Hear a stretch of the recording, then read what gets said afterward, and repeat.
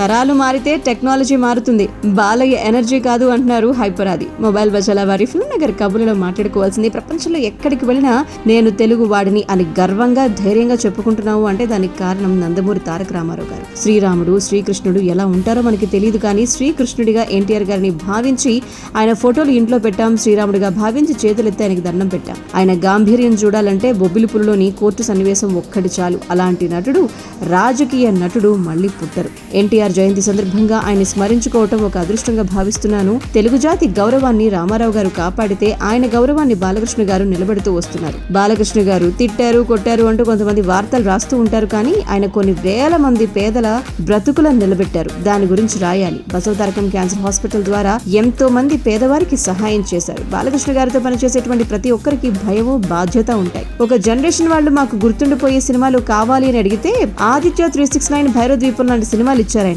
మరో జనరేషన్ వాళ్ళు యాక్షన్ సినిమాలు కావాలంటే సమరసింహారెడ్డి, నరసింహారెడ్డి లాంటి సినిమాలు అందించారు. ఇంకో జనరేషన్ వాళ్ళు కాలర్ ఎగరేసే సినిమాలు కావాలి అంటే సింహ లాంటి సినిమాలు ఇచ్చారు. జనరేషన్ మారితే మనుషులు మారుతారు, టెక్నాలజీ మారుతుంది, కానీ బాలయ్య బాబు ఎనర్జీ మారదు. ఆయన గ్రాఫ్ పెరగటమే తప్ప తగ్గదు. ఆయన సినిమాల్లో, ఓటీటీలో, రాజకీయాలు, సేవ చేయటంలో అన్స్టాపబుల్ అంటూ ఎన్నో విషయాలు ఆయన గురించి ఎంతో గొప్పగా చెప్పడం జరిగింది హైపరాది.